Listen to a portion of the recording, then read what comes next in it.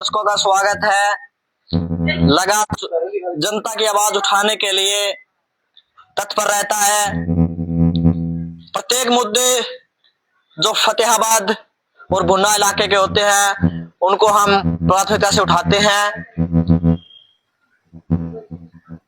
आज आपको एक नए मुद्दे के साथ लेकर जुड़े हैं। फतेहाबाद के भुन्ना में वार्ड नंबर 9 में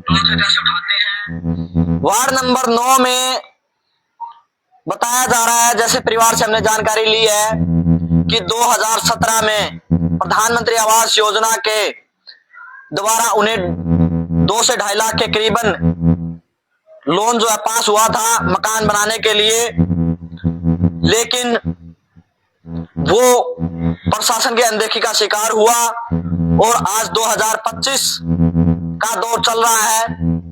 अब तक उस परिवार को आर्थिक सहायता प्रदान नहीं की गई। 2017 में जब मकान पास हुआ था तो फतेहाबाद के स्थानीय एडीसी महोदय भी यहां पहुंचे थे और उन्होंने निरीक्षण किया था और अधिकारियों को कहा था कि मकान का जो है लोन पास किया जाए, लेकिन उनकी बात को अनदेखा करते हुए ठंडे बस्ते में डाला यहां के स्थानीय प्रशासन ने और उसका खामियाजा उस परिवार को भुगतना पड़ा जो उस मकान में रहता है।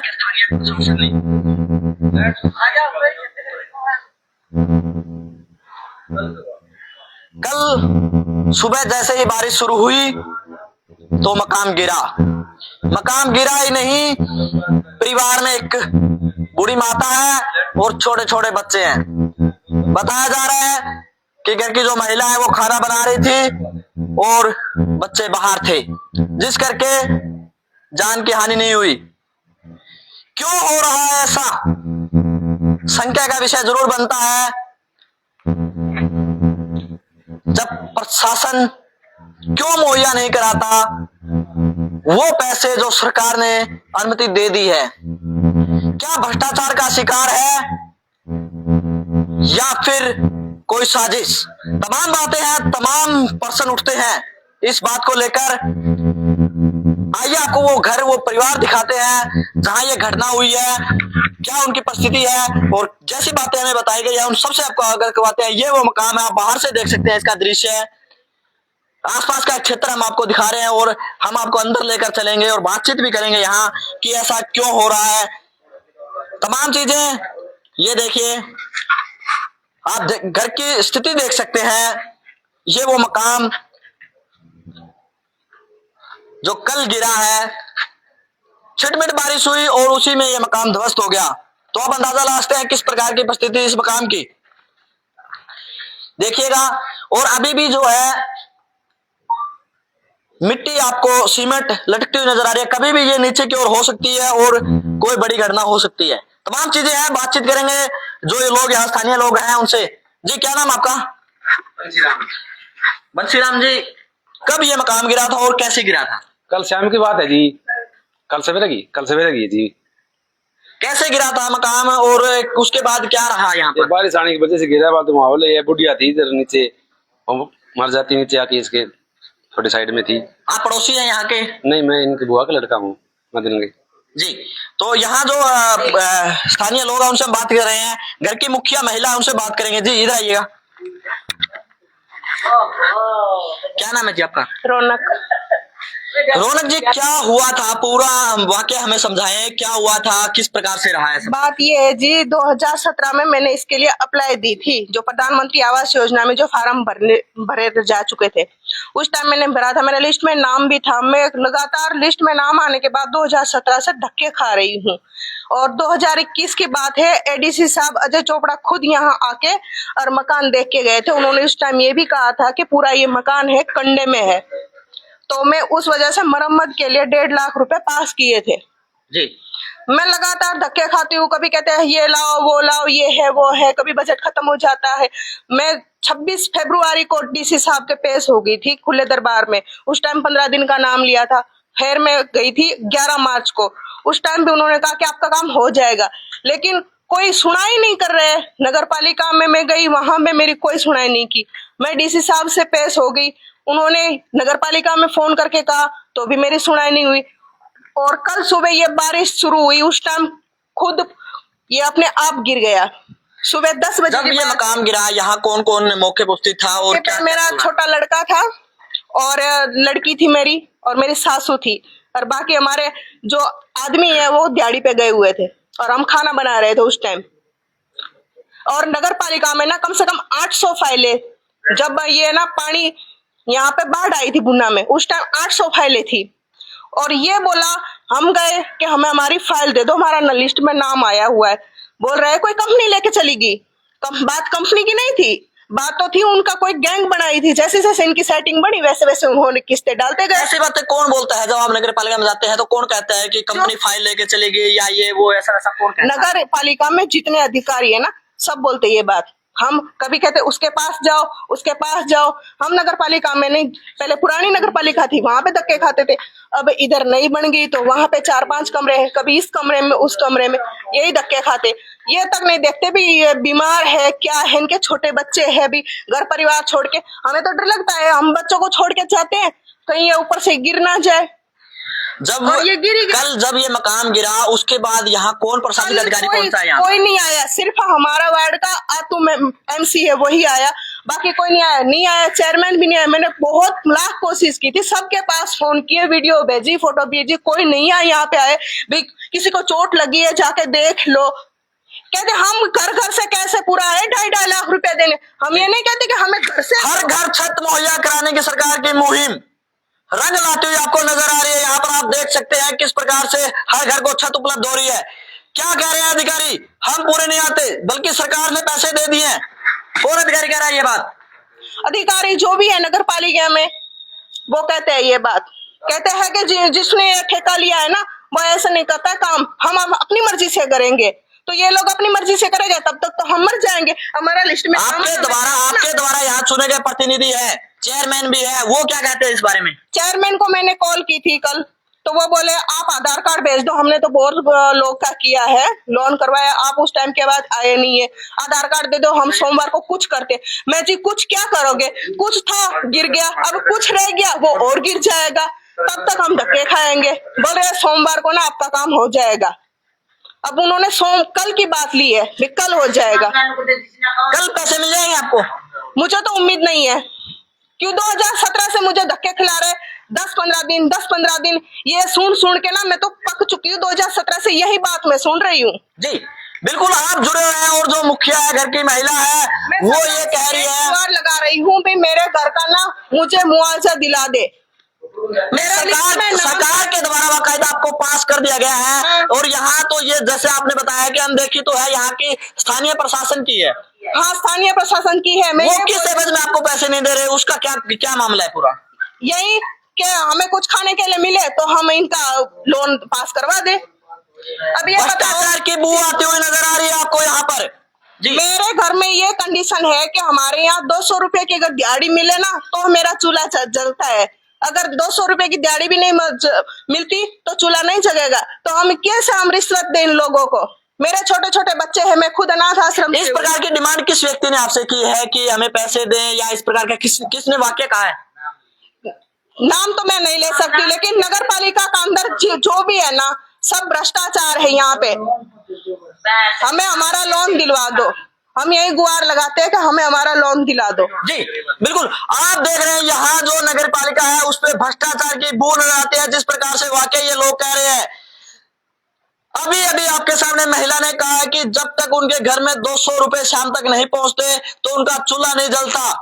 और ऐसे में जो यहाँ के अधिकारी है, कर्मचारी है, जो प्रतिनिधि चुने गए हैं, तमाम चीजें हैं, वो कहाँ गौर करती है, क्या है सच्चाई?